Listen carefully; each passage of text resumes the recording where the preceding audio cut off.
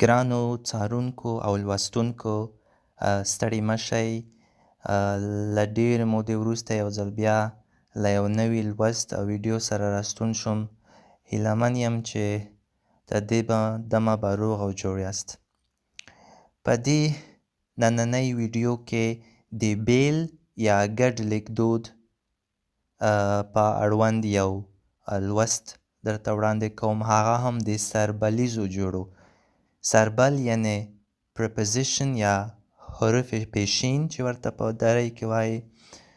نو که څوک د سربل او وستربل په اړه یعنی preposition of past position په هکله زیات معلومات غواړي نو زما مخکینی ویډیو د سربل او وستربل په اړه دی خامخا وګوري. نو په دې ویډیو کې زه تاسو ته د دوو سربلیزو جوړو توپیر ښیمه په لیکدود کې چې ولې اړین دی او توپیر یې څه دی. لکه لومړی سربل جوړه پا کې ده یعنی بیلیدونکې پا کې چې یو ځای څرګندوي او بله پکې چې یو ځای لیکل کیږي او چې یو ځای ولیکل شي نو بیا بیل مفهوم یا بیله معنا ورکوي. اوس راځو لومړی پر پا کې یعنی بدلیدونکې جوړه بیلیدونکې جوړه پیل کوو. څنګه چې یاده شوه پا کې بیلیدونکې سربل جوړه ده او یو ځای څرګندوي او د چیرته پوښتنې ځواب وایي او د انګریزۍ له این یا د دری له در سره سمون خوري او د دغه پا سربل او کې وستربل ترمنځ تل یو زیات معلومات یا عبارت راځي. اوس راځو بیلګو ته. لکه زه په کور کې یم. پوښتنه ده زه چیرته یم په کور کې یعنی د چیرته پوښتنې ځواب وایي او د پا او کې ترمنځ مفعول دی یعنی کور یعنی دا یو بیلیدونکې سربل جوړه ده. یا احمد په ښوونځي کې دی. احمد چیرته دی؟ په ښوونځي کې. د پا او کې ښوونځی راغلی چې مفعول دی. یا ننګیال په ښار کې ژوند کوي. دلته د پا او کې ترمنځ ښار راغلی یعنی یو ځل بیا په لنډه توګه پا او کې یوه بیلیدونکې سربل جوړه ده چې ترمنځ یو مفعول راځي او یو ځای څرګندوي. اوس راځو په کې چې بیل لیکلی کیږي او هغه په درې بېلابېلو حالتونو کې راځي.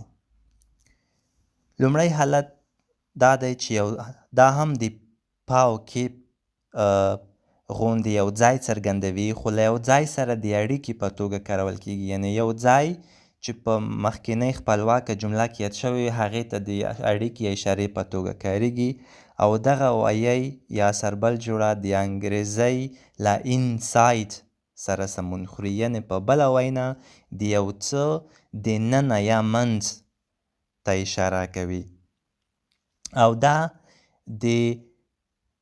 د پا او کې غوندې نه بیلیږي.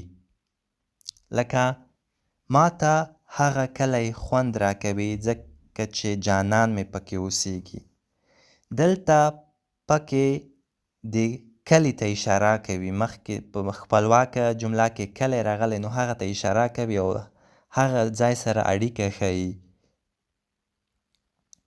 نو ځکه یو ځای لیکلی کیږي. که داسې ولیکو چې هغه کلی خوند راکوي ځکه چې په جانان کې اوسیږي دا کومه معنا نه ورکوي نو ځکه باید دا پکې یو ځای ولیکلی شي. یا د دغه حالت یو بله بېلګه دا ده چې هغه کوټه چې زه پکې ناست وم ډېره لویه وه. چې زه پکې ناست وم دا پکې هغه کوټې ته اشاره کوي. داسې نشو ویلی چې هغه کوټه چې زه په ناست کې وم یعنی دا نه سره بیلیږي. دا و لومړی حالت. اوس د پکې دویم حالت. پکې یوې کړنې ته یعنې یوې چار ته یا یوه مخکې یاد شوي څیز یا خبرې ته اشاره کوي. لکه احمد په انګریزۍ کې تکړه دی خو ورور یې پکې ستونزې لري. دلته پکې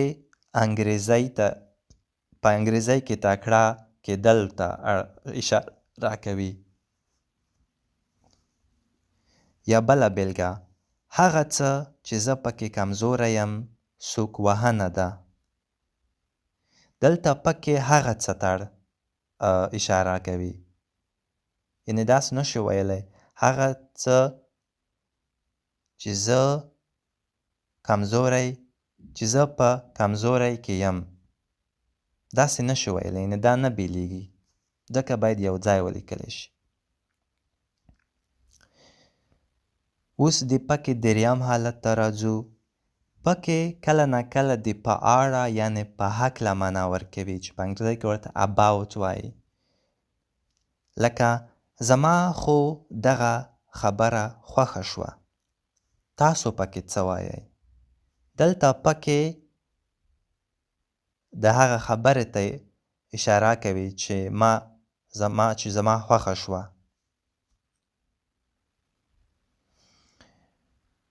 نو دا و د پکې بې لیکل او د پکې ګډ لیکل لوست و.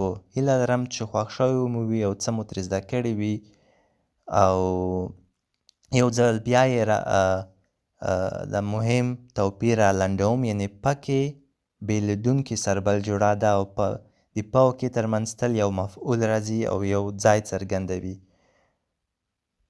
او پکې بلې خواته د یو ځای سره اړیکه ښیي، د هغه منځ یا دننه ښیي او یا هم نورو حالتونو کې کاریږي. څنګه چې ما مخکې ویل لکه یوې خبرې یوه کړنې ته د اشارې په توګه یا کله نه کله د په اړه معنا ورکوي. په دې هیله چې دغه ویډیو وګورئ تر پایه پورې او له نورو سره یې شریکه کړئ. تر بلې ویډیو پورې په خدای سپارم. ښې چارې.